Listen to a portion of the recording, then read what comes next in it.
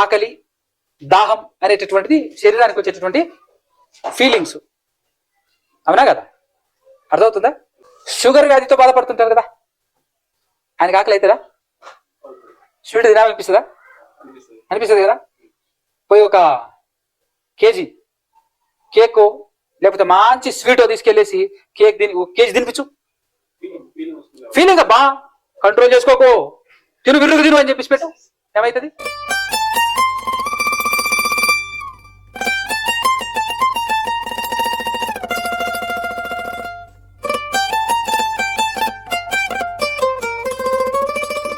మన కన్న తండ్రి అయినటువంటి ఆ ఏకైక ఒక్క దేవునికి ఆయన కుమారుడు మన రక్షకుడైన యేసుక్రీస్తు ప్రభుల వారి ద్వారా పరిశుద్ధాత్మ సహాయముతోనే స్తుతులు, స్తోత్రములు, కృతజ్ఞతాస్తుతులు చెల్లించుచున్నాను. అదేవిధంగా ఆయన మాటలు వినబడినటువంటి మాటలను హృదయంలో పదిలపరుచుకొని వాటి ప్రకారంగా బ్రతకాలి అనే ఆశ, ఆలోచన కలిగి ఉన్న వారికి మాత్రమే క్రీస్తు పేరట నా యొక్క శుభములు, వందనాలు తెలియజేస్తూ ఉన్నాను.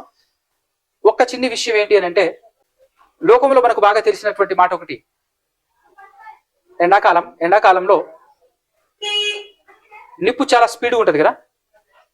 ఆ నిప్పుకు గాలి తోడైతే ఏ రేంజ్లో కాలిపోతుంది?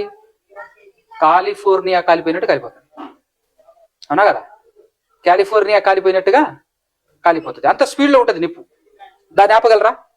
ఎంత టెక్నాలజీ ఉపయోగించినప్పటికీ, ఎంత మన భూమి మీద ఉన్నటువంటి దేశాలలో అత్యంత జ్ఞానవంతులు, అత్యంత తెలివిగలవాడుగా పేరు పొందినటువంటి దేశం అది అమెరికా దేశం.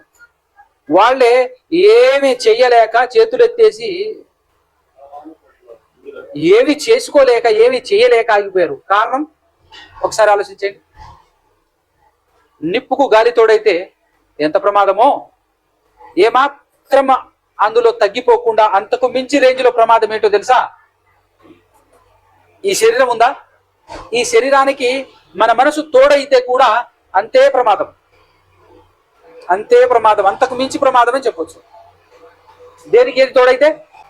శరీరానికి మన మనసు తోడైతే కదా. ఫస్ట్ ఆఫ్ ఆల్ ఇక్కడ మనకు ఎక్కాల్సినటువంటి పాయింట్ ఏంటి అని అంటే, మనకు శరీరం ఉంది, ఉందా తమ్ముడు? మనకేముంది? మనకేముంది చెప్పాలి. ఇంతకు మనం ఎవరం? మనకేముంది? మనం ఎవరం? ఈ అవగాహన మనకుంది కదా. మనం ఆత్మలం. మనకు ఒకటి ఉంది, ఏంటిది? అది శరీరం ఉంది. ఈ శరీరం బ్రతికి ఉందా, చచ్చిపోయి ఉందా? చెప్పండి. బ్రతికే ఉంది. బ్రతికి ఉండటం మాత్రమే కాకుండా బలంగా కూడా ఉంది. అవునా కదా? ఓకే, మరి మనం బతికున్నామా, చచ్చిపోయినామా? మనం అంటే ఎవరు? ఇప్పుడు చెప్పండి, మనం బతికున్నామా, చచ్చిపోయి ఉన్నామా? అవగాహన లేదు, అవగాహన లేదు. బతికున్నామా, చచ్చిపోయి ఉన్నామా అని అంటే, ఒక్కసారి బతికి ఉన్నామనే వాళ్ళు వేటిని పట్టుకొని బతుకున్నామని అనుకుంటున్నారు చెప్పండి ఒకసారి నాకు. బతికే ఉన్నామనే వాళ్ళు దేన్ని చూసుకొని బతుకున్నామని అనుకుంటున్నారు? ఈ శరీరం యాక్టివేట్ లోనే ఉంది, ఈ శరీరం పనిచేస్తుంది కాబట్టి ఆత్మ లోపట్నే ఉంది, ఆత్మ బతికే ఉంది అనుకుంటున్నాం కదా. అలా అనుకుంటే మరి ఎఫెసీ పత్రిక 1వ అధ్యాయంలో 2వ అధ్యాయంలో 1వ వచనం మాట్లాడబడింది. అది ఎవరితో మాట్లాడాడు దేవుడు? ఎవరి గురించి మాట్లాడాడు? ఒకసారి చదవండి అన్నమాట. మీ అపరాధముల చేతను పాపముల చేతను మీరేమై ఉండగా, చచ్చిన వారై ఉండగా, ఆయన అంటే ఎవరు? దేవుడు మిమ్మును ఎవరితో? క్రీస్తుతో కూడా బ్రతికించాడట. అంటే క్రీస్తు వచ్చి బ్రతికించిన వారెవరు? అప్పటికి చచ్చిపోయి ఉన్నటువంటి వారెవరు? అంటే పాపం చేస్తున్నటువంటి వాళ్ళు. పాపం అంటే ఏంటి? దేవుని ఆజ్ఞల ప్రకారంగా నడవకుండా, దేవుని మాటలను ధిక్కరించి, దేవుని మాటల ప్రకారంగా బ్రతకకుండా బ్రతుకుతున్నటువంటి వాళ్ళందరూ ఏమైపోయి ఉన్నారని చెప్తుంది బైబిలు. మీరందరూ చచ్చిపోయి ఉన్నారు నాయనా, మీరందరూ చచ్చిపోయి ఉన్నారు అని చెప్తుంది. ఇప్పుడు చెప్పండి, చచ్చిపోయిన వాళ్ళు ఎంతమంది, బతికి ఉన్నటువంటి వాళ్ళు ఎంతమంది మీరు? అవునా కదా? ఇక్కడ ఉన్నటువంటి వాళ్ళు క్రీస్తులో ఉన్నాము కాబట్టి బతికే ఉన్నాం అనుకుంటున్నారా? అంతేనా? అంతేనా? అంటే క్రీస్తులో ఉండటం అంటే బాప్తిసం తీసుకోవటమా? బాప్తిసం తీసుకోవటమే క్రీస్తులో ఉండటమా? ఏమండి, క్రీస్తులో ఉండటం అంటే ఆయన ఆజ్ఞల ప్రకారంగా ఆయన నడిచినట్టు నడిస్తే నేను క్రీస్తులో ఉన్నట్టు తప్ప బాప్తిస్మం తీసుకున్నంత మాత్రాన క్రీస్తులో ఉన్నట్టు కాదు. క్రీస్తు ఎలాగైతే బ్రతికాడో, ఎలాగైతే నడిచాడో అలా నడుచుకుంటూ అలా బ్రతుకుతూ ఉన్నటువంటి వాడు మాత్రమే క్రీస్తులో ఉన్నట్టు. మన ప్రయత్నం అదే. కానీ ఇప్పటికీ మనకు అవగాహన ఉండాలి కదా, ఎంతమంది మనం పాపం చేస్తున్నాం అనేటటువంటి విషయం మనకు అవగాహన ఉంటే, పాపం అంటే ఏంటి మళ్ళా ఏదో విభిచారమో లేకపోతే దొంగతనమో హత్యనో అవి కాదు కదా. పాపం అంటే ఏంటి, అంతే కదా, ఆ అవగాహన మనకు ఉండాలి. సో ఇక్కడ నేను మీకు మీ ముందు ఈరోజు ఈ కొద్ది నిమిషాలు పంచుకోవాలనుకున్నటువంటి పెద్ద పాఠం చిన్నదే, కానీ చాలా విలువైన పాఠం. పెద్ద పాఠం అంటే విలువైనటువంటి పాఠం అని అర్థం. ఇప్పుడు శరీరం ఉంది, ఆత్మ ఉంది. శరీరం యాక్టివేట్ అయితే ఎంత ప్రమాదమో, శరీరం యాక్టివేట్ అయితే ఎంత ప్రమాదమో అది చెప్పి నేను పాఠం ముగించేస్తాను. శరీరం యాక్టివేట్ అయితే, ఉదయం విన్నటువంటి ఒక పాఠంలో హవ్వమ్మ ఆవిడ శరీరం యాక్టివేట్ అయినప్పుడు ఏం జరిగింది, మనం రాయబడినటువంటి విషయాల్లో దాగి ఉన్న అంతర్గత అంశాన్ని మనం కనుక క్యాచ్ చేయగలిగినట్లయితే, సర్పం మాట్లాడింది. సర్పం ఏమని మాట్లాడింది, వాహ్ ఎంత అందంగా ఉంది, ఎంత సూపర్గా ఉంది, ఎంత రమ్యంగా ఉంది అని చెప్పేసి ఏదో చెప్పింది, తన వర్షంలో తను చెప్పింది. చెప్పిన వెంటనే ఈవిడ వెళ్ళి తిన్నది. అంతేనా, రాయబడింది అయితే అంతే. కానీ అరే అలా ఎలా తినేసింది, అలా ఎలా తినేసింది అని అంటే మనకు అర్థం కావాల్సినటువంటి పాయింట్ ఏంటి అని అంటే, శరీర కోరికలు బలంగా రేకెత్తించినప్పుడు కళ్ళ ముందు మనకి ఎవ్వరు కనపడరు, దేవుణ్ణి ఎంత మాత్రము ఖాతరు చేయం. శరీరం బలంగా ప్రేరేపించినప్పుడు, శరీరం బలంగా ప్రేరేపించడం అంటే శరీరానికి ఎవరు తోడవాలి, మనసు తోడవాలి. అందుకోసమే బైబిల్లో కొత్త నిబంధనలు చెప్తా ఉంటాడు, శరీరానుసారమైన మనస్సు అని మాట్లాడుతుంటాడు, ఆత్మానుసారమైన మనసు అని మాట్లాడుతుంటాడు. ఆత్మానుసారమైన మనసు క్రీస్తుది, అపోస్తలుది. శరీరం ఎంత మొత్తుకున్నా, శరీరం ఎంత ఇబ్బంది పడుతున్నా, ఎంత బాధపడుతున్నా, బాహ్య శరీరం తెగిపడుతున్నా, అదే కదా మేము పట్టించుకోం. దాని మాట ఎవడు వింటాడు, దాని మాట ఎవడు వింటాడు, అది ఏమైపోయినా మాకు సంబంధం లేదు అనేటటువంటి విధానంలో వాళ్ళ బ్రతుకు, వాళ్ళ పనితీరు ఉంటుంటుంది. చూసారా, బాహ్య శరీరం కృషించిపోతున్నను ఆంతర్య పురుషుడు దినదినము, అది అంటే ఆత్మానుసారమైన మనస్సు కలిగినటువంటి వారు. మనసు మార్చుకున్నారు కాబట్టి ఆ మనసు ఎలా ఉంది ఇప్పుడు, శరీరం వైపు నుంచి ఆత్మానుసారంగా మళ్ళీ. శరీరం వైపు నుంచి ఆత్మ వైపుకు మనసు మళ్ళినప్పుడు ఎండిపోయేది నీ శరీరం కదా, బాధ కలిగేది నీ శరీరానికి. అదే నీ మనసు ఆత్మ వైపు కాకుండా శరీరం వైపు ఉందనుకో, అప్పుడు ఎండిపోయేది ఎవరు, ఆత్మ. ఆ ఆత్మను పట్టించుకోదు. ఈ రెండు ఏకమైపోయి ఏం చేస్తుంటది, ఆత్మను చంపేయటం మాత్రమే కాకుండా ఫైనల్ గా అది గమనించకపోతే, అది గ్రహించకపోతే, అది పరిశీలన చేసి రిటర్న్ తిరగకపోతే, నీ మనసును, నీ హృదయాన్ని నువ్వు చింపుకోకపోతే, నీ హృదయాన్ని నువ్వు మలుచుకోకపోతే, నీ చివరి దశ, నీ చివరి పరిస్థితి ఏంటి అని అంటే, ఒక పాట ఉంటది, మట్టి నుండి పుట్టింది మట్టికి చేరుతుంది ఫైనల్ గా. ఆరని అగ్నికి ఆత్మను తరలిస్తుంది, తెలుసుకో ఈ నిజాన్ని, నీ శరీరమే నీకు శత్రువని, నీ శరీరమే నీకు శత్రువని. అవునా కదా, మనం మాట్లాడుతుంటాం. శరీరాశ, నేత్రాశ, జీవపుడంబం, ఈ మూడింటికి మూలం, ఈ మూడింటికి పుట్టుక ప్లేస్, జన్మస్థలం ఏది అంటే శరీరమే. శరీరమే, అవునా కదా. నేత్రాశ అంటే ఈ శరీర సంబంధమైనటువంటి కోరికలు, శరీర సంబంధమైన ఆలోచనలు, ఈ శరీర సంబంధమైనటువంటి ఆశలు నిన్ను ఈడ్చుకొని పోతాయి. మామూలుగా వెళ్దాం దా అని చెప్పేసి ఏమైనా చేతులు పట్టుకొని తీసుకుపోతుందా, చేయి పట్టుకొని తీసుకెళ్లదు, కాళ్ళు పట్టుకుంటది. కాళ్ళు పట్టుకుంటే పరిస్థితి ఏంది, ఈడ్చుకపోవటమే, కుక్కని ఈడ్చినట్టు ఈడ్చుకపోతుంటది. ఆశ ఈడ్చుకపోయే విధానం అది, అనా కదా. విడ్డూరం, వింత, విచిత్రం అది. దేవుని కార్యాలు ఎంత కళ్ళారా చూసినప్పటికీ, దేవుని వాక్యాన్ని మనం బోధిస్తున్నప్పటికీ, దేవుని వాక్యాన్ని చదువుతున్నప్పటికీ, ఒక్కసారి శరీరం యాక్టివేట్ అయితే ఎట్లుంటుందో చెప్పి నేను పాఠం ముగించేస్తాను. శరీరం యాక్టివేట్ అయితే, శరీరం డామినేట్ చేయటం మొదలు పెడితే ఎట్లుంటదనంటే అది చాలా భయంకరమైనటువంటి ప్రమాదం.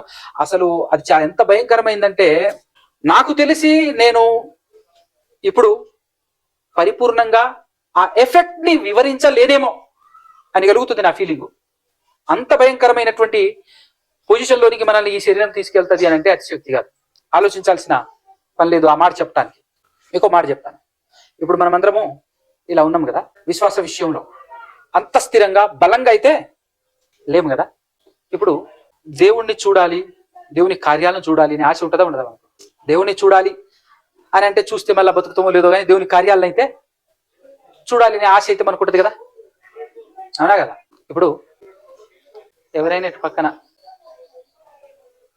చనిపోయిన వాళ్ళు శవం ఉందనుకోండి, మీరు వెళ్ళి ప్రార్థన చేశారు, తండ్రి బతికించవా అని చెప్పేసి, తక్కువ బతికింది అనుకో, నీకు ఎట్లుంటది? నీ యొక్క విశ్వాసం యొక్క రేంజ్, ఆ పీక్స్ ఏడికి పోతుంది చెప్పండి? ఏడికి పోతుంది? మనం రేజ్ ఇస్తున్నప్పుడు ఒక పుల్ల లేస్తుంటుంది చూసారా, సర్రం లేస్తుంటది, అది ఫైనల్కి వెళ్ళిపోతే ఎట్టుంటది, అవునా కదా? అట్టుంటది. స్పీడ్ వెళ్ళేటప్పుడు బండికి 140 స్పీడ్ ఉంటుంది రేంజ్, ఆ 140 టచ్ అయిపోయింది అట్టుంటది. మన విశ్వాసం యొక్క రేంజ్ అట్లుంటది, అవునా కదా?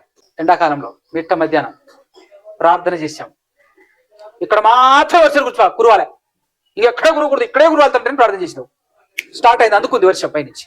ఇంకెట్టుంటది నీకు? ఎట్లుంటది చెప్పు, అవునా కదా? ఒక్కటి చాలు, అలాంటి ఒక్కటి జరిగితే చాలు. ఆ తర్వాత మనల్ని ఏ ఆఫీస్ వాడు పిలిచినా, అవునా కదా, ఏ పని ఉన్నా కూడా ఆయనకు ఓపెన్ గా చెప్పగానే గమ్మునుడుగా అని చెప్పి వెళ్ళిపోతాం మనం. అంతే. ఏందది? దేవుని దగ్గరికి వెళ్ళాలి, నేను నా దేవుడు నా మాటకు స్పందిస్తున్నాడు అని అంటే అసలు నేనంటే ఎంత ప్రేమ అని చెప్పేసి ఈజీగా అలా నెట్టేసి వస్తాం, అవునా కదా? ఆ రేంజ్ లో ఉంటది మనకు విశ్వాసం. మనము మనుషులమే కదా, ఇశ్రాయేలులు అనే వాళ్ళు కూడా మనుషులే కదా, మనుషులేనా కదా? ఇప్పుడు వాళ్ళు ఏం చూశారు? ఐగుప్తులో ఉన్నప్పుడు మోషే గారు వచ్చేసి ప్రార్థన చేస్తున్నాడు. ప్రార్థన చేస్తుంటే ఏం జరుగుతుంది అంటే ఆయన చేతుల్లో ఉన్నటువంటి కర్ర కాస్త పాము అయిపోతుంది. అది చూశారు కదా వాళ్ళు. ఊరే ఇదేంది, చేతిలో కర్ర పాము అయిపోయిందట, అవునా? ఫస్ట్ ఫరో దగ్గరికి వెళ్ళి ప్రదర్శించలేదు ఆయన, ఫస్ట్ ప్రజల దగ్గరికి వెళ్ళాడు, అవునా కదా? నీళ్లు పోస్తే రక్తం అయిపోతుంది. ఏంది ఇది అంటే దేవుడు అంటాడు, ఆయన మ్యాజిక్ కాదు, నాదేం లేదు, దేవుడు అంటాడు. ఆయన బలం రావాలా వదా? ఆ తర్వాత ఆయన ప్రార్థన చేయగానే కప్పలన్నీ ఆ ఐగుప్తు ప్రజల ఇళ్లలో జొరబడ్డాయి. వీళ్ళుంటున్నటువంటి గోషాను ప్రాంతం ఉంది కదా, అక్కడ మాత్రం అస్సలు లేదు. అది చూసి ఏం కావాలి వాళ్ళకు కదా?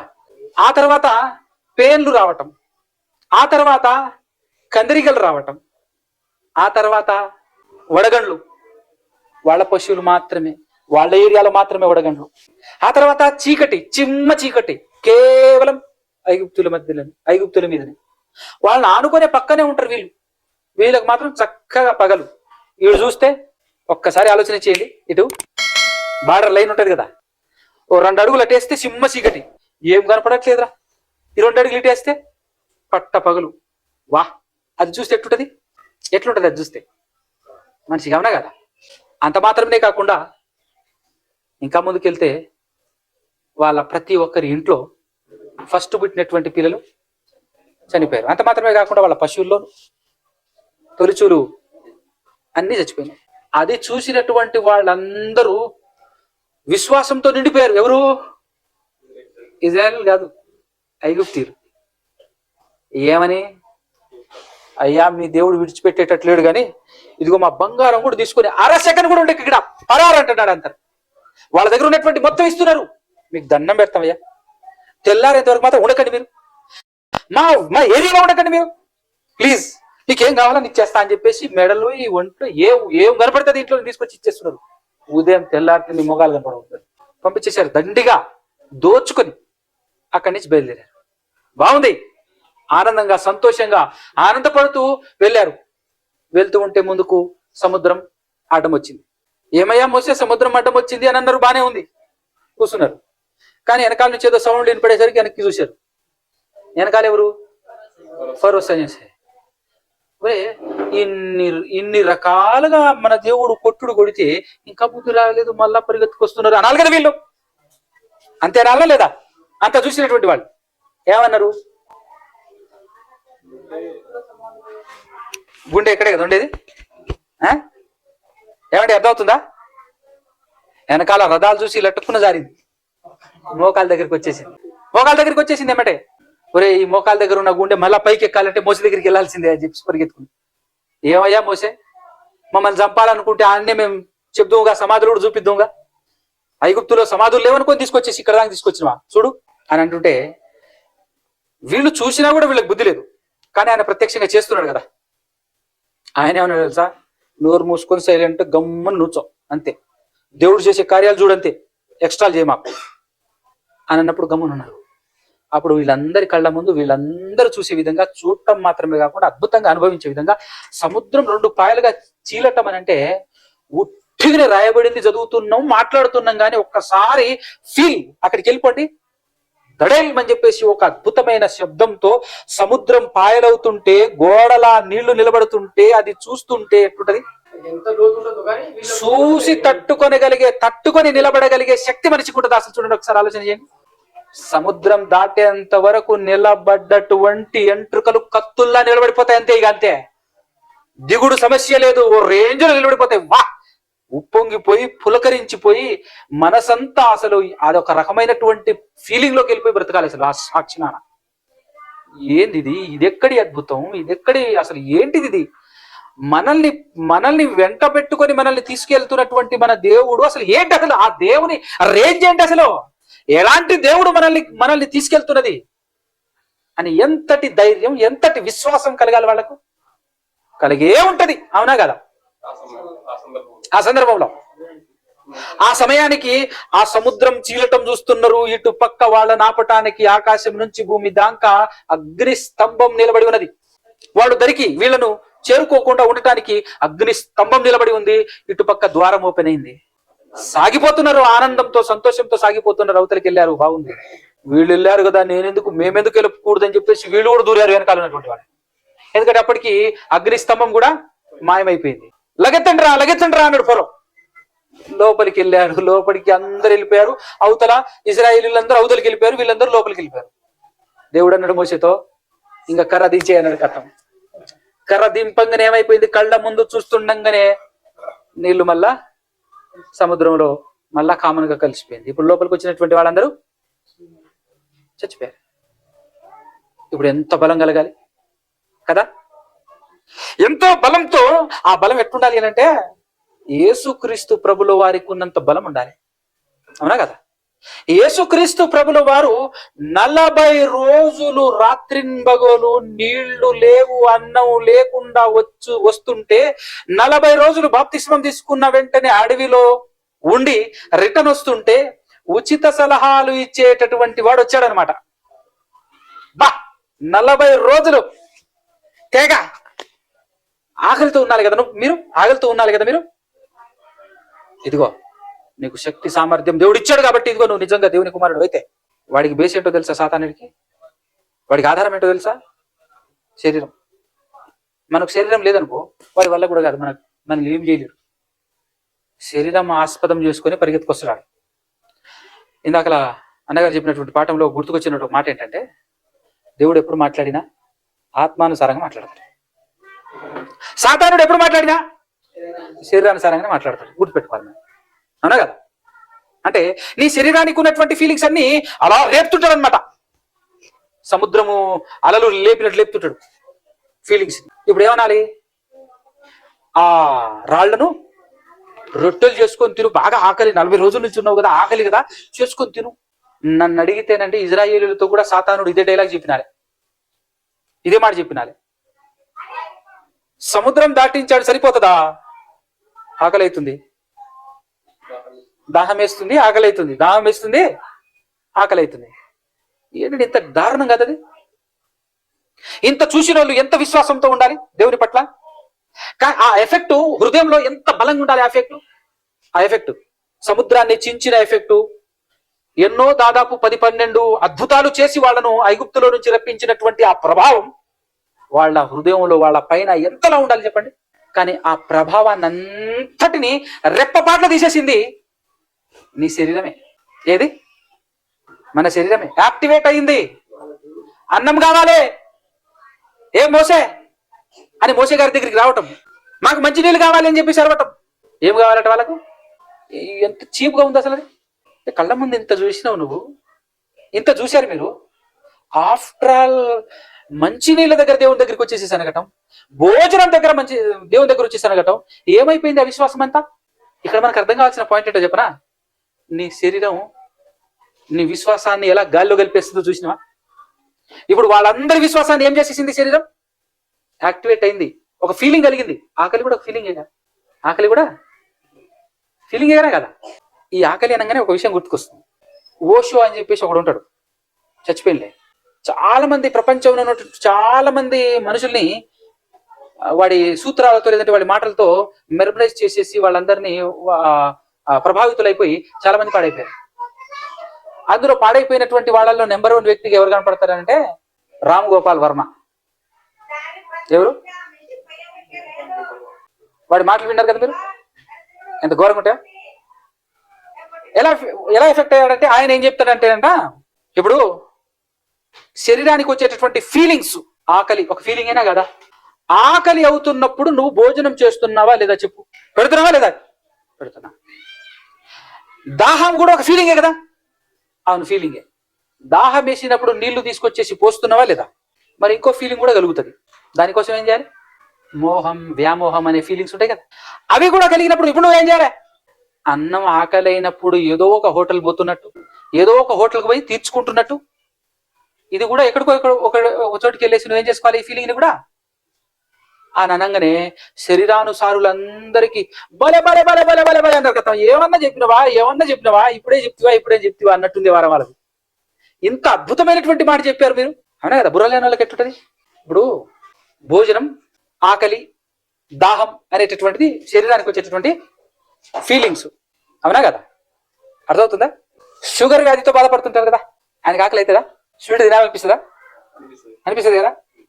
పోయి ఒక కేజీ కేక్ లేకపోతే మంచి స్వీట్ తీసుకెళ్లేసి కేజీ తినిపించు, ఫీలింగ్ అబ్బా, కంట్రోల్ చేసుకోకు, విరుగు తిను అని చెప్పేసి పెట్టు, ఏమైతుంది?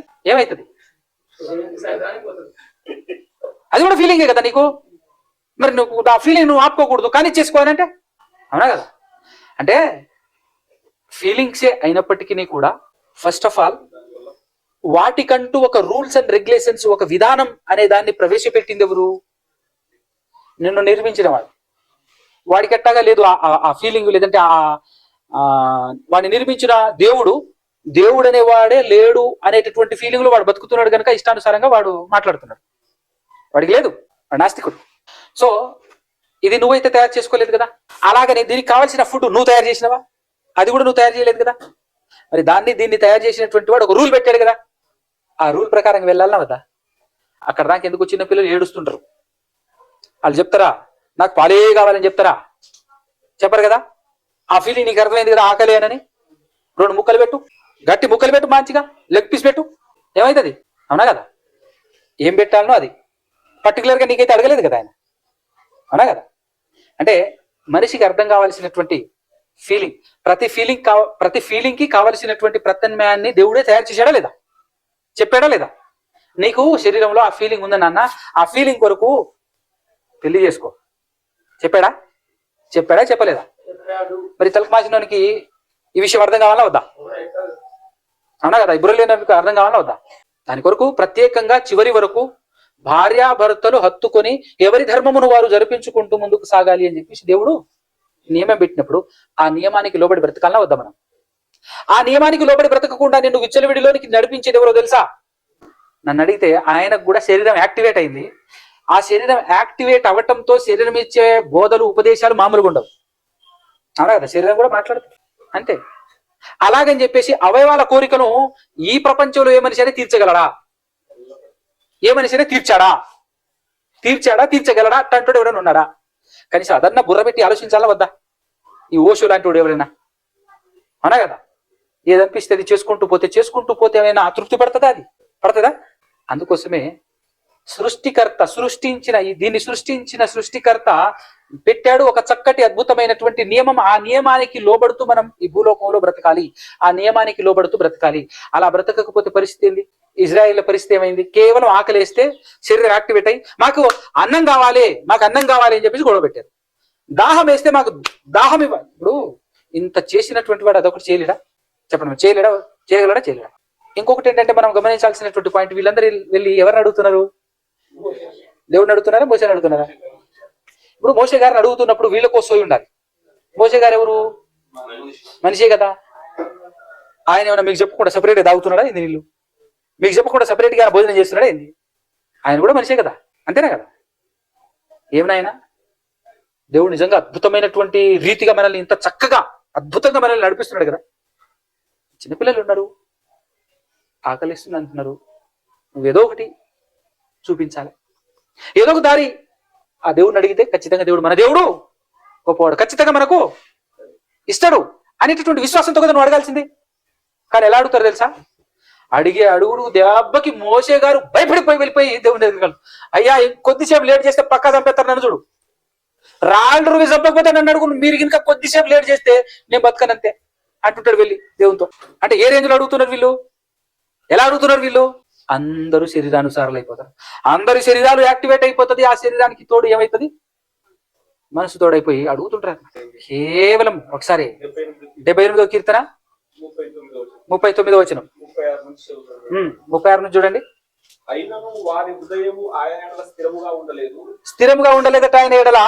ఆయన నిబంధనలు వారు నమ్మకముగా గైకొనలేదు, ఆయన నిబంధనను వారు నమ్మకముగా గైకొనలేదు. నోటి మాటతో వారు ఆయనను ముఖస్తుతి చేసిరి, నోటి మాటతో మాత్రమే ఆయన ముఖస్తుతి చేసిరి, తమ నాలుకలతో ఆయన యొద్ద బొంకిరి, తమ నాలుకలతో ఆయన యొద్ద బొంకిరి. అయితే ఆయన వాత్సల్య సంపూర్ణుడై, ఆయన వాత్సల్య సంపూర్ణుడై వారిని నశింపజేయక దోషము పరిహరించువాడు, వారి దోషమును పరిహరించువాడు, తన ఉగ్రతను ఏమాత్రము రేపుకొనక, తన ఉగ్రతను ఏమాత్రమును రేపుకొనక పలుమార్లు కోపము అణుచుకొనువాడు, పలుమార్లు కోపము అణుచుకొనువాడు కాగా వారు కేవలము శరీరులై ఉన్నారని, వారు కేవలం ఎలా ఉన్నారట? శరీరులు అంటే శరీరానుసారులై ఉన్నారని, విసిరి వెళ్లి మరల రాని గాలి వలె ఉన్నారని, విసిరి వెళ్లి మరల రాని గాలి వలె ఉన్నారని ఆయన జ్ఞాపకం చేసుకోరండి. చూసారా? ఆయన జ్ఞాపకం చేసుకోండి. ఆయన మీద ఎన్ని మార్లు తిరగబడింది, ఎంత అణుచుకున్నాడు తెలుసా? దేవుడే ఎంత అణుచుకున్నాడు తెలుసా? చాలా సార్లు ఇసుకు చెందించారు, చాలా సార్లు విసుగు పెట్టించేశారు దేవుణ్ణి. ఐగుప్తులో నుంచి కాదేశు వరకు అండి, కాదేశు బర్నేయ ప్రాంతం వచ్చేంత వరకు అదే టార్చర్. అక్కడ ఫైనల్ గా భరించుకుంటూ వచ్చినటువంటి సహించుకుంటూ వచ్చినటువంటి దేవుడు ఫైనల్ గా మాట చెప్పాడు, ఇక్కడి నుంచి ఇక సాగిపోండి, ఇక్కడి నుంచి ఇక స్వాధీనపరుచుకుంటూ వెళ్ళిపోండి అని చెప్పేసి ఒక్కసారి ఆ కనాను భూభాగానికి వెళ్ళేసి మచ్చుకు చూసుకొని రండి అని చెప్పేసి అన్నప్పుడు 12 మందిని పంపిస్తారు. వేగుల వారుగా వేగు చూడటానికి అని చెప్పేసి పంపిస్తారు. గోత్రానికి ఒక వ్యక్తి చొప్పున వెళ్ళి రిటర్న్ వచ్చేసిన తర్వాత అందరు ఏమంటారు? శరీరానుసార్లు కదా పోయింది ఎవరు? శరీరానుసార్లు పోతే గట్లనే ఉంటది బతుకు. పోయారు, చూశారు, వాము వాళ్ళు ఏమైనా మామూలుగా ఉన్నారా? భయంకరంగా ఉన్నారు. పైకి ఇట్లా చూడాలి, వాళ్ళ ఫేస్లు మనం చూడాలి అంటే మనం వాళ్ళ ముందు మిడతల వలె ఉన్నాము. వాళ్ళు కట్టుకున్నటువంటి ఇల్లు కానివ్వండి, అసలు అక్కడ ఉన్నటువంటి ఆ తోటలు కానివ్వండి, వాళ్ళ బలం ఏం సరిపోతాం మనం? ఇంతసేపు దేవుడే తీసుకొచ్చాడు. నీ బలంతో ఏమైనా ఒక్క అడుగే నేసావా? నీ బలంతో ఒక్క అడుగైనా ఐగుప్తులో నుంచి వచ్చావు నువ్వు, ఒక్కసారైనా నీ బలాన్ని ఉపయోగించావా? ఏడనైనా నీ బలాన్ని ఉపయోగించావా? మరి ఈడెందుకు నీ బలం గుర్తుకొచ్చింది? అవునా కదా? అంటే అర్థం ఏంటి? అసలు దేవుని వైపు చూడలే. ఇన్ని చేసినా కూడా దేవుని పట్ల విశ్వాసం, బలం పుంజుకోలే, బలపడలే. అంటే తమ శరీరానుసారులుగానే ఉండి శరీరాన్ని బట్టి అపనమ్మకంతో ఏం చేశారు? వచ్చేసి మేమెళ్ళము, మమ్మల్ని చంపటానికే దేవుడు ఇంత దూరం తీసుకొచ్చాడు అనగానే మీరు చెప్పిందే జరుగునుగాక అనేసాడు దేవుడు. అంతే. ఏమన్నాడు? మమ్మల్ని చంపటానికి ఇక్కడ దాకా తీసుకొచ్చిండు దేవుడు అని చెప్పేసి అనగానే ఒరే ఇన్నాళ్ళేమో కానీ ఇప్పుడు మాత్రం ఖచ్చితంగా అదే చేస్తాను రా అని అనుకుని అక్కడి నుంచి రివర్స్ అని అడిగారు. మరలా ఆ మాట దేవుడు చెప్పాడు అనగానే సర్లే మాకు బుద్ధి వచ్చింది, మేము పోతాం యుద్ధానికి పోతాం పోవద్దన్నాడయ్యా. ఆల్రెడీ దేవుడు పక్కకి వెళ్ళిపోయిండు, మన మధ్య లేడు అని చెప్పేసానంటే లేదు పోతాం అని చెప్పి మీ కర్మ గోండి అని చెప్పేసానంటే పోతే మామూలు కొట్టలేదు. వాళ్ళు అక్కడ ఉన్నటువంటి అమూర్యులు పిచ్చ కొట్టుడు కొట్టి దొరికిన చంపేసి పంపించేశారు. నేను చెప్పినానా దేవునికి కోపం వచ్చింది. ఇప్పటివరకు మీరు 1 సారి 2 సార్లు కాదు 100 సార్లు మీరు చికాకు పెట్టించారు. ఇప్పుడు కూడా మీరు అనుమానంతో వెళ్ళి పర్ఫెక్ట్ ఇన్ఫర్మేషన్ ఇవ్వకుండా మీ బలాన్ని, మీ శరీరాన్ని చూసుకొని మీరు ఇన్ఫర్మేషన్ ఇచ్చారు కాబట్టి దేవునికి బాగా కోపం వచ్చింది. మీతో లేడు, అందుకోసమే పడ్డాయి కదా దెబ్బలు. ఈ ప్రతి సిచ్యువేషన్ లో కూడా అద్భుతమైనటువంటి పాఠాలు మనం నేర్చుకోవచ్చు. అవునా కదా? మన జీవితంలో ఏదో ఒక తప్పు చేసేస్తాం. విచిత్రం ఏంటంటే తప్పు చేస్తున్నప్పుడు భలే సమగుంటదండి. నిజం ఆ ఆనందమే వేరు, ఆ లెవెలే వేరు, ఆ పరిస్థితి వేరు. బా బా బా బా. మన ఈ శరీరం ఎక్కడికి తీసుకెళ్తుంది, మనల్ని ఈ శరీరం మనసు ఏకమైపు ఎక్కడికి తీసుకెళ్తుంది అంటే ఏ విలువల్ని విలువివ్వకుండా, దేవుడు పెట్టినటువంటి విలువలు ఉంటాయి కదా, ఆ విలువల్ని ఎంట్రక వాసి కూడా విలువివ్వకుండా, లెక్క చేయకుండా మన మనసు అట్లా వెళ్ళిపోతుంటది అనమాట. అట్లా వెళ్ళిపోతుంటది. అలానే వెళ్ళిపోతే బాగుంటది, ఇలానే వెళ్ళిపోతే బాగుంటుంది, అట్లనే ఉంటే బాగుంటది అని చెప్పేసి దేన్ని కూడా ఖాతరు చేయకుండా వెళ్ళిపోతుంటాం. కానీ సుక్కలు చూపించడం ఎలాగో దేవునికి భలే మస్తుగా తెలుసు అనమాట. అవునా కదా? ఎందుకంటే శిక్ష వేసేది ఎవరు? దేవుడే. తప్పు చేస్తే ఆదాం హవ్వ తప్పు చేశారు. పండు తిన్నప్పుడు బా అసలు ఎట్టు తినాలి, హవ్వ పండు తినేటప్పుడు ఈ నాళ్ళు మిస్ అయ్యామయ్యా, ఈ టేస్ట్ అబ్బా అని చెప్పేసి ఎంత ఆనందంగా తినాలా, ఎంత సరదాగా ఉందో తెలుసా అని చెప్పేసి పండు తీసుకొస్తుంది. ఒక్క మాట అయినా చెప్పుంటది కదా ఆవిడ, చెప్పుంటాడు కదా ఆయన, నేను తినను అని అంటే కూర్చొని నువ్వు ఎట్టుందో తెలుసా, టేస్ట్ వదిలిపెట్టావు అసలు. ఒక్కసారి అలా కురిగిదో ఎట్టుందో అసలు మామూలుగా లేదు అసలు. ఆహాహాహా, ఏమన్నా మిస్ అయినా. ఈ మిగతా చెట్లు ఉన్నాయి చూసా, ఏ చెట్టు ఫలం అంత టేస్ట్ లేదు. ఎంత అద్భుతమైనటువంటి ఫలాన్ని మిస్ చేసుకున్నాం మనం తెలుసా. కానీ కానీ కానీ అని అంటే అంతేనా? నన్ను అడిగితే నా ఆలోచన ప్రకారంగా ఆదాము గారు తినేయటానికి ఒక బలమైన కారణం ఏంటి అని అంటే, నేను ఆల్రెడీ ఇంతకుముందు కూడా ఒక పాఠం చెప్పాను. బలమైన కారణం ఏంటి అని అంటే ఆవిడ ఇస్తున్నందుకు కాదు, లేదు ఆవిడ మీద ప్రేమతో కాదు, ఇంకోటి కాదు. దేవుడు చెప్పాడు, ఏమని చెప్పాడు? తిను తినానా చస్తావు అన్నాడు. తిను తినానా, తిన్నావా? ఒక్కటి కాదు 4 తిన్నా, ఇంకోటి నీకోసం తీసుకొస్తున్నా అని చెప్పేసానంటే 4 తిన్నా బతికి వస్తున్నావా? చెట్టు ఆడుంది, ఇంత దూరం వచ్చినానంటే బతికే కదా వచ్చేది. చూసిండు దేవుడు చచ్చిపోతాడన్నాడు, సావలేదేంది మావిడ, వస్తుందా లేదా అంటే సావరనమాట. ఆలోచన వస్తుందా రా దేవుడికైనా? దేవుడు ఏమన్నాడు? తిను తినమునా, కానీ చావలేదే అంటే కరెక్ట్గా చెప్పాలంటే తిను తినమున చస్తావు అని దేవుడు చెప్పాడు, చావవు అని సాతాను చెప్పాడు. దేవుడు చెప్పింది ఆత్మానుసారమైన మాట, సాతాను గారు చెప్పింది శరీరానుసారమైన మాట. అవునా కదా? ఇప్పటికీ మనం అలానే మోసపోతున్నాం. అవునా కదా? యేసుక్రీస్తు ప్రభువు వారు వచ్చేసి ఏమన్నాడు? నా మాట విని దాన్ని గైకొనువాడు మరణం రుచి చూడడు, సావరే సావడు అంటాడు. అవునా కదా? ఇప్పుడు సాతాను ఏమంటాడు? ఏమో అబ్రాహాం చావలే, ఇస్సాకు చావలే, అబ్రాహాం ఇస్సాకుల కంటే గొప్పనైనా అనే మాట సాతానుడు వాళ్ళకు బోధించగానే వీళ్ళేం చేస్తున్నారు? రాళ్ళు పట్టుకుంటారా అని చెప్పేసి రాళ్ళు పట్టుకున్నారు. ఇప్పుడు అర్థమవుతుంది మాకు, నువ్వు ఖచ్చితంగా దయ్యబట్టి పడిపోయి, ఇప్పుడు అర్థమవుతుంది మాకు అని చెప్పేసి అంటున్నారు వాళ్ళు. ఏమర్థమైంది ఇప్పుడు మీకు? ఏమర్థమైంది మీకు? ఇంతమంది చచ్చిపోయారు అంటే ఆయన మాట్లాడుతున్న మాట ఏమైనా శరీర సంబంధమైందా? కదా. అలాగే ఈరోజు మనం కూడా మోసపోతున్నాం. దేనివల్ల? శరీరానుసారమైన మనసు పెట్టుకోవటం వల్ల మనం కూడా మోసపోతాం. కాబట్టి శరీరం యాక్టివేట్ అయితే ఎంత ఘోరంగా ఉంటుంది అని అంటే, తప్పు చేసినప్పుడు సమంగానే ఉంటుంది, కానీ దాని శిక్ష అనుభవించినప్పుడు ఉంటుంది. అంతేనా కదా? శిక్ష పడ్డ తర్వాత ఈ కాలంలో అయితే స్త్రీలకు అర్థం కావట్లేదు శిక్ష, కానీ ఆ కాలంలో స్త్రీలకు పడ్డ శిక్ష ఎట్టుండేది? దగ్గర గంట సేపు, ఇంకెక్కువనే. ఆ ప్రసవ వేదన మామూలు పుట్టుదా? నరకం అంచుల దాకా వెళ్ళి రిటర్న్ వస్తారు వాళ్ళు. నరకం అంచుల దాకా వెళ్ళి వస్తారు. కొంతమంది అటే వెళ్ళిపోతారు, కొంతమంది రిటర్న్ వస్తారు. అవునా కదా? చిన్నతనంలో నాకు నా జీవితంలో ఎక్స్పీరియన్స్ ఉంది. మరి మా తమ్ముడు కూడా గుర్తు ఉందో లేదో తెలియదు, కానీ మా చిన్నమ్మ 4వ అబ్బాయి పుడుతున్నాడు, కడుపులో ఉన్నాడు.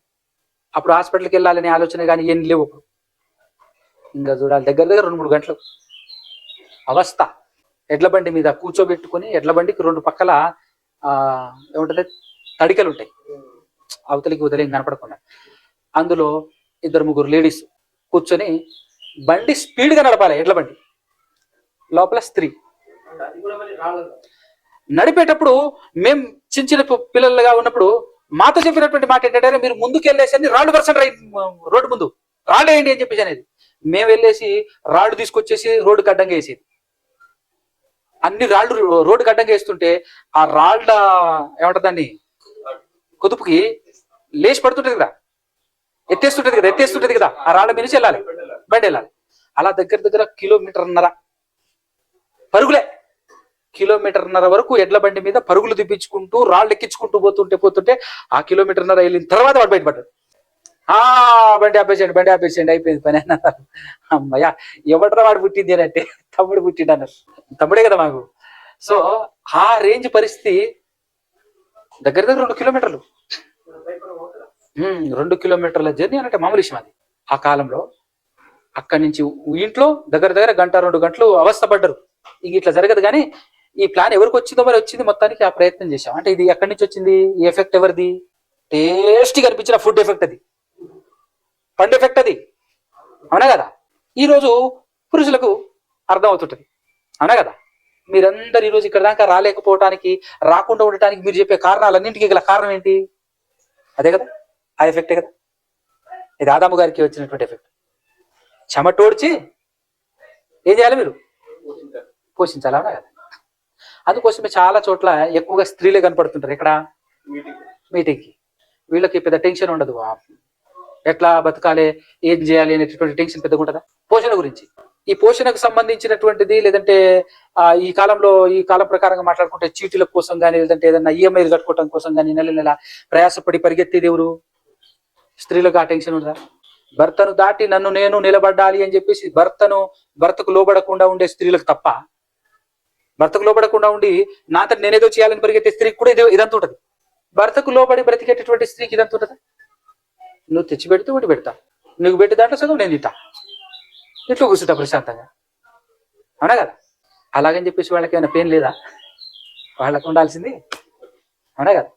కాబట్టి పాపం చేసేటప్పుడు సమ్మగానే ఉంటది, ఆ తర్వాత మామూలుగా ఉండదు పరిస్థితి. తట్టుకోలేము, అది అనుభవించేంత వరకు మనిషి ఊకోడు. బై ఎక్స్పీరియన్స్ చెప్తున్నాను. అది అనుభవించిన తర్వాత తప్ప వాడికి అర్థం కాదు. అనుభవిస్తే తప్ప వామ్మ ఎంత భయంకరంగా ఉంది నొప్పి అని అనిపించి రిటర్న్ తిరగటం కంటే ముందుగానే దేవుడు చెప్పినటువంటి మాటలను బట్టి కాస్త తిరిగితే చాలా బాగుంటది కదా. మన హృదయం మనల్ని మోసం చేస్తూ ఉంటది. మన శరీరం తన ఆకలికి తీర్చుకోవటం కోసం అని చెప్పేసి మనల్ని లాక్కుని వెళ్ళిపోతూ ఉంటది. దాని ఆకలి ఎలా అయితే ఉంటుందో దాని ప్రకారంగా మనం పరుగులు తీయకూడదు. ఆశను, మనకు వచ్చేటటువంటి ఆశ, ఒక్క మాటలో చెప్పాలంటే మన పతనానికి, మన నాశనానికి, మనం ఆ నరకానికి చేరటానికి అన్నింటికి గల ఒకే ఒక కారణం ఏంటి అంటే ఈ శరీరంలో పుట్టేటటువంటి కోరికలు. అంతకుమించి ఏమనుందా? ఇజ్రాయెల్ అందరూ 6,03,550 మంది కదా, వాళ్ళందరూ చావటానికి ఒకే ఒక కారణం అని చెప్పొచ్చు. ఏంది ఆ కారణం? శరీర ఆశ. అది కాదు ఇంకొకటి ఏమైనా ఉందా చెప్పండి? వాళ్ళ శరీర ఆశ వాళ్ళని చంపేస్తుంది. ఈ రోజు మనల్ని భయంకరమైనటువంటి సమస్యలో నెట్టేది ఏంటిది? మన శరీర ఆశ, మన శరీర కోరికే. కాబట్టి ఫస్ట్ ఆఫ్ ఆల్ ఇక్కడ ఈ పాఠం ద్వారా మనం నేర్చుకోవాల్సినటువంటి విషయం ఏంటి అంటే, ఫస్ట్ మీరు ఆలోచన చేయాలి. ఏం ఆలోచన చేయాలి అంటే, నీ ఉదయం నుంచి పడుకునేంత వరకు, లేచినప్పటి నుంచి మరలా పడుకునేంత వరకు, ప్రతిరోజు వారానికి 7 రోజులు, ప్రతిరోజు ఎవ్రీడే, ప్రతి క్షణం నువ్వు చేయాలనుకుంటున్నటువంటి ప్రతి పని వెనకాల ఉన్నది నీ శరీరమా, నీ ఆత్మ. నువ్వు బలవంతంగా నీకు ఎవరో బలవంతంగా నడిపిస్తున్నారు, బలవంతంగా ఏదో పని చేయమని చెప్పేసి నేను నెడుతున్నారు, బలంగా నిన్నేదో ఫోర్స్ఫుల్ గా ఎక్కడికో తీసుకెళ్తున్నారు, ఏదో పని వైపు నిన్ను ఆకర్షిస్తున్నారు. దాని వెనకాల ఉన్నది ఎవరు? ఆత్మన, శరీరం. ఒక వింత ఏంటంటే, ఈ శరీరానికి సంబంధించినటువంటి ఏ పనైనా చేయను భలే సమ్మగా ఉంటది, టేస్ట్ అద్భుతం, అద్రిపోద్ది అంతే ఆ కొద్ది క్షణాలు. అదే ఆత్మానుసారమైనటువంటి పని చేసినాం అనుకో చాలా కష్టంగానే ఉంటది, ఇబ్బందికరంగానే ఉంటది. కానీ దాని ఫలితం మాత్రం అమోఘంగా ఉంటది, నిరంతరం ఉంటది. దీని ఫలితం కూడా నిరంతరమే ఉంటది. కానీ ఇది ఎట్టుంటది, అది ఎట్టుంటది? అది నిత్య సుఖం, ఇది నిత్య నరకం. సో ఎవరి మాట నువ్వు వింటున్నావు, ఎవరి మాట విని బ్రతుకుతున్నావు, ఎవరి మాటను అనుసరించి నువ్వు నడుస్తున్నావు, నువ్వు చేస్తున్నటువంటి పని దేనికి సంబంధించింది? అది శరీరానికి సంబంధించిందా, ఆత్మకు సంబంధించిందా అనేటువంటి ఆలోచించుకుంటే, ప్రతిరోజు, ప్రతి ఆదివారం సాయంత్రం కనీసం 1 గంట, గంటన్నర, 2 గంటలు దేవునికి ఇవ్వలేకపోతున్నాను అని అంటే ఒక్కసారి ఆలోచించుకోండి. మన బతుకుకు ఒక అర్థం ఉందా? మన బతుకుకు ఒక మీనింగ్ ఉందా? ఇలా బ్రతుకుతున్నటువంటి మీకు శిక్ష ఏ మాత్రం పక్కకు పోదు. 100% దానికి అర్హులు మీరు. రేపటి దినాన దాన్ని అనుభవిస్తారు. రేపటి దినాన అంటే చచ్చిన తర్వాత అనుకునేరు, తూచా తప్పకుండా బ్రతికుండగానే త్వరలో, అతి త్వరలో. అవునా? ప్రతి ప్రవక్త ప్రకటించేటప్పుడు ఆయన ప్రకటిస్తున్నప్పుడు హేళనకరంగానే కనబడుతుంటాడు పాపం చేస్తున్నటువంటి వాళ్ళందరికీ. కానీ దాని శిక్ష వచ్చే సమయానికి ప్రవక్త ప్రశాంతంగా ఉంటాడు, మిగతా వాళ్ళందరూ అవస్థలు పడుతుంటారు. అవునంటారా కాదంటారా? కాబట్టి ఇప్పుడు మనలో ఎవరైతే శరీరానుసారముగా నడవ ప్రయత్నం చేస్తున్నారో మన శరీరం కృంగదీస్తుంది. అది అనుకున్నది చేయకపోతే భయంకరంగా కృంగదీస్తుంది మనల్ని. దాన్ని ఏమంటారు తెలుసా? లాక్కోపోవటం, ఈడ్చుకొని పోవటం. ఎంతమంది చెప్పినా బుర్రకెక్కదు, ఎంతమంది మాట్లాడినా కూడా మన మనసుకు ఎక్కదు. అది మనకు అర్థం కాదు, కానీ ఎప్పుడు అర్థమవుతుంది? శిక్షను అనుభవిస్తూ ఉన్నప్పుడు అర్థమవుతుంది, ఆ బాధను అనుభవిస్తూ ఉన్నప్పుడు అర్థమవుతుంది. అప్పటి వరకు మాత్రం అర్థం కాదు. ఇది పదే పదే మరలా చాలా గట్టిగా చెప్తున్నటువంటి మాట. మీరు ఆలోచించుకోండి. మన హృదయం మన శరీరంతో ఏకమైపోయి చేయిస్తున్నటువంటి కార్యాల మనం వారానికి కనీసం 1 గంట సేపు కూడా దేవునికి సమయం ఇవ్వకపోతే మీ సమయం రేపటి దినాన దేనికి పనికి రాకుండా అయిపోతుంది. అవునా కదా? ఆఖరికి లైవ్ కూడా వినలేని పరిస్థితి. ఎందుకంటేనండి మన శరీరం చేసేటటువంటి పని ఏంటంటే అది బాగా యాక్టివేట్ అయిపోయినప్పుడు నువ్వు శరీరం మాట వినకుండా ఉండాలి అని అంటే నువ్వు వాక్యం వినాలి. వాక్యం వింటూ ఉన్నావనుకో, ఖచ్చితంగా ఆ వాక్యం పనిచేస్తుంది. ఆ వాక్యం పనిచేస్తే ఒకసారి కాకపోతే ఒకసారైనా నీ శరీర క్రియలను నువ్వు ఆఫ్ చేస్తావు, దానికి అడ్డంగా నిలబడతావు. ఇది శరీరకార్యం కదా అని కనీసం గుర్తిస్తావు. వాక్యమే వినలేదనుకో నువ్వు, ఇక దానికి అడ్డమేది? అడ్డేమని ఉందా దానికి? చెలరేగిపోతుంటది అంతే. అంటే నీ చేత వాక్యం విననీయదు. వినకు వినకు వినకు వినకు అని చెప్తాడు. మనం ఎంత తెలియగలం? శరీరానుసారంగా మారితే కారణాలు చెప్తే మళ్ళీ తిరిగి ఎదుటోడు ఇంక మాట్లాడడానికి ఆన్సరే ఉండదు, ఛాన్సే ఉండదు అంతే. అవునా కదా? ఆదివారం వస్తావా అన్న అని చెప్పేసానంటే మనం చెప్పే సమాధానం నాకు ఎక్కడ బాధ కలుగుతుందనంటే, నాకు నిజంగా బాధ కలిగేటటువంటి విషయం ఏంటంటే, పెళ్లికి పోతే లీవ్ ఇస్తారు, ఫంక్షన్ చేస్తే లీవ్ ఇస్తారు, హాస్పిటల్కి పోతే లీవ్ ఇస్తారు, కానీ వాక్యానికే లీవ్ ఇవ్వరు. ఇందాక తమ్ముడు చెప్తున్నాడు, దేవుని కోసం ఖర్చు పెట్టరు, దేవుని కోసం ఏమి తీరు అని అన్నప్పుడు, దేవుని కోసం ఏదైనా చేయాలి అని అన్నప్పుడు డబ్బులు సడన్ గా మన వాళ్ళు పెళ్లి గిఫ్ట్ ఇవ్వాలి 10,000.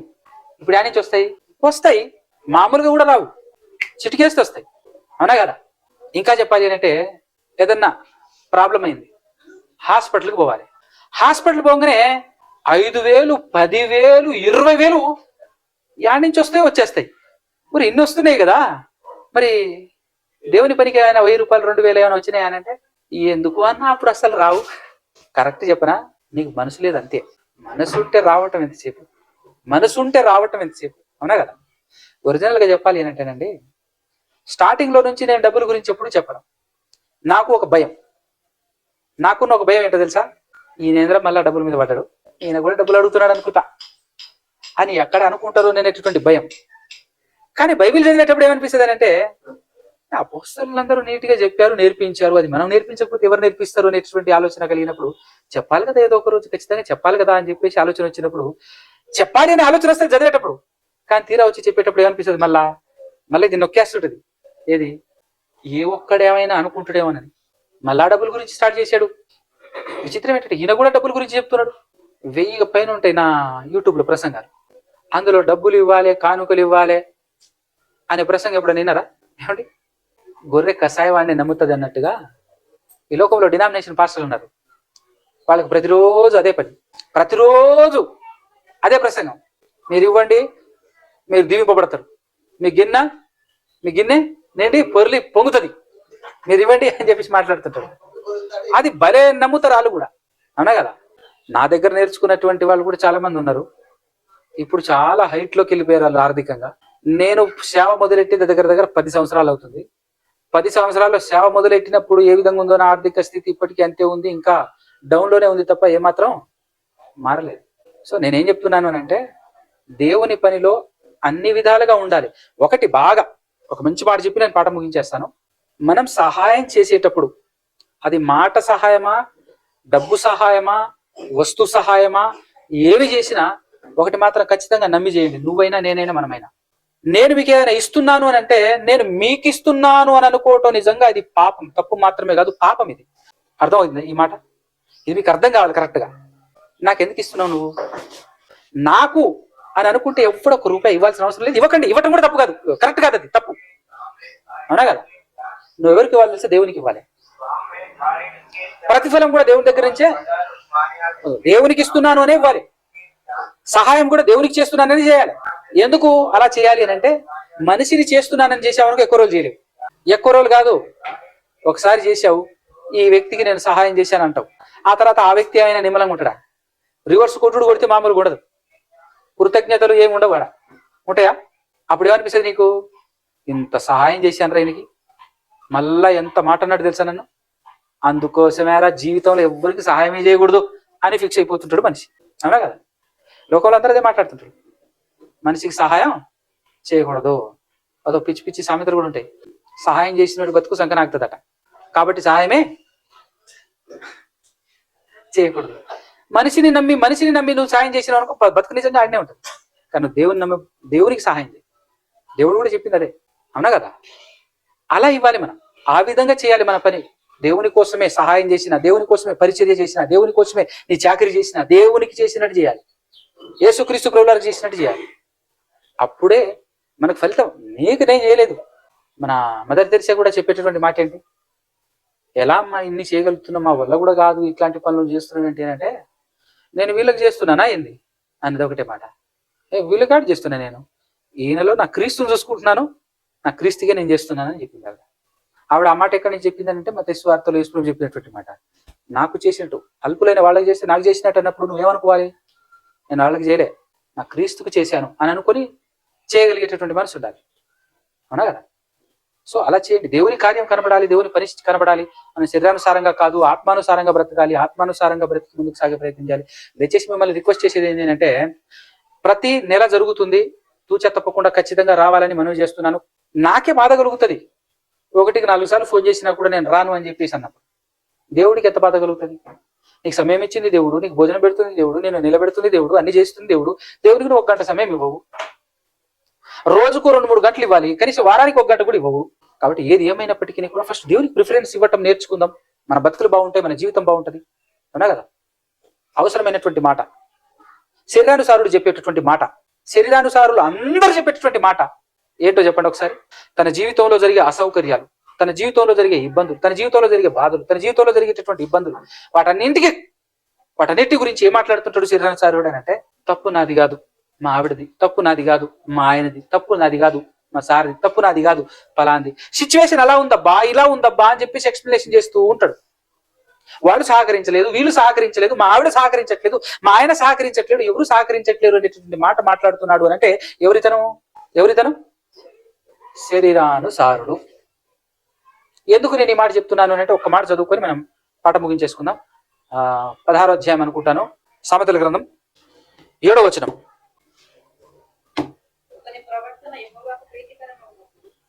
ఒకని ప్రవర్తన యెహోవాకు ప్రీతికరమైనప్పుడు ఆయన వాని శత్రువులను కూడా ఏం చేశాడట? మరి భార్యను మార్చడం ఎంత, భర్తను మార్చడం ఎంత, నీ చుట్టుపక్కల ఉన్న వాళ్ళని మార్చడం ఎంత? శత్రువునే మార్చేసి నీ ముందు నించోబెడతాడట దేవుడు. అవునా? ఏమన్నా సొలొమోను అన్న గారు వింటున్నారా?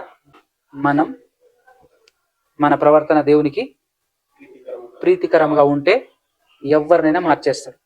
అవునా కదా? నా భార్య మారట్లేదు, నా భర్త మారట్లేడు, అవునా అనొచ్చా? మనం ప్రయత్నం చేయాలి ఎక్కువగా. ఇప్పుడు దేవుని మాటలు మనం వినటం మాత్రమే కాదు, మన ఫ్యామిలీ వాళ్ళు కూడా వినాలి. ఎందుకంటే వాళ్ళు కూడా మనుషులే, వాళ్ళకు కూడా హృదయం ఉంది. వాళ్ళ హృదయం కూడా నీ మాటలకు కరగదు, ఎవరి మాటలకు కరగదు. ఎవరి హృదయము దేవుని మాటలకు మాత్రమే కరగగలదు, దేవుని మాటలు మాత్రమే. విషయం ఏంటంటే, ఒక అణుబాంబు ఉంటుంది, అణుబాంబు అంటున్నాను, టైం బాంబు ఉంటుంది చూసారా? Time bomb. ఆ టైం బాంబు ఒక్కసారి యాక్టివేట్ అయింది అనుకో, ఎట్లుంటది? అందరూ బిక్కుమంటూ బతకాలి. ఒరే యాక్టివేట్ అయిపోయిందా, దాన్ని డియాక్టివేట్ ఎలా చేయాలి అని చెప్పేసి రకరకాల ప్రయత్నాలు చేస్తుంటారు. డియాక్టివేట్ కాకపోతే పరిస్థితి ఏంది చెప్పండి మీరు? బ్లాస్ట్ అయిపోయి భయంకరంగా పేలిపోద్ది, అవుట్ అయిపోద్ది కదా. ఇప్పుడు మన అందరి శరీరం యాక్టివేట్ అయిపోయింది, దాన్ని డియాక్టివేట్ చేయగలిగేటటువంటి శక్తి ఇదిగో ఈ వాక్యానికి మాత్రమే ఉంది, మనకు లేదు. అందుకోసమే ఈరోజు మీ ఇంట్లో ఉండొచ్చు, మీ చుట్టుపక్కల ఉన్న వాళ్ళలో ఉండొచ్చు యాక్టివేట్ అయినటువంటి వాళ్ళు, శరీరం యాక్టివేట్ అయిపోయినటువంటి వాళ్ళు మీ చుట్టుపక్కల వాళ్ళు ఉండొచ్చు. కానీ వాళ్ళను బతిమిలాడో బుజ్జగించో ఏదో ఒకటి చేసి పట్టుకొచ్చేసి కూర్చోబెడితే ఆ యాక్టివేట్ అయినటువంటి శరీరం డియాక్టివేట్ అవ్వగలిగే అవకాశం ఉంటది. ఇప్పుడు ఇన్ని ప్రసంగాలు ఎందుకు మనం వినిపించాం? ఏ మాట ఎవరిని డియాక్టివేట్ చేస్తుందో తెలియదు, ఏ మాట ఎవరిని ఆత్మానుసారంగా యాక్టివేట్ చేస్తుందో తెలియదు, ఏ మాట ఎవరి శరీరాన్ని లాక్ చేస్తుందో తెలియదు. ఈ ప్రయాస అంతా అంతే, అవునా కదా? యాక్చువల్గా ఈరోజు నేను చెప్పాలి అని అనుకోలే, 4 ప్రసంగాలు చాలు అనుకున్నాను. కానీ ఏదో ఒక మాట, ఏదో ఒక విషయం, ఎవరో ఒకరి హృదయం కరగటము, లేదంటే మారటము, డియాక్టివేట్ అవ్వటము, ఆత్మ విషయంలో యాక్టివేట్ అవ్వటము, ఏదో ఒకటి జరుగుతుంది కదా అనేటటువంటి ప్రయాసతో మాట్లాడటమే తప్ప వేరే విషయం కాదు. దేవుడు సహిస్తున్నాడు, మారుతరేమో. ఇజ్రాయేలీల విషయంలో సహించాడు. ఫైనల్ గా వీళ్ళు మారరు అని ఫిక్స్ అయిపోయిన తర్వాత దేవుడు ఏం చేశాడు? అరే మీలో ఒక్కడు కూడా, ఆ ఇద్దరు తప్ప మీలో ఇంకెవ్వరు ఒక్కరు కూడా అడుగు పెడతారు అన్నాడు. భాషాను దేశం వెళ్ళే వరకు ఒక్కడు లేరు అక్కడ. కనాను తరా సంగతి, యోర్దాను దాటక ముందే భాషానులోనికి వస్తారు కదా అమోరియుల్ని జయించడానికి. అక్కడికి వచ్చేసరికి వీళ్ళెవ్వరు ఒక్కరు లేరు. ఆ 6,03,050 మందిలో ఒక్కడు కూడా లేరు. దేవునికి అంత కోపం వచ్చింది. మన పరిస్థితి కూడా ఆయన చేతిలోనే ఉంది, గుర్తుపెట్టుకోండి. దేవుడు సహిస్తున్నాడు, అవకాశం ఇస్తున్నాడు, మారండి.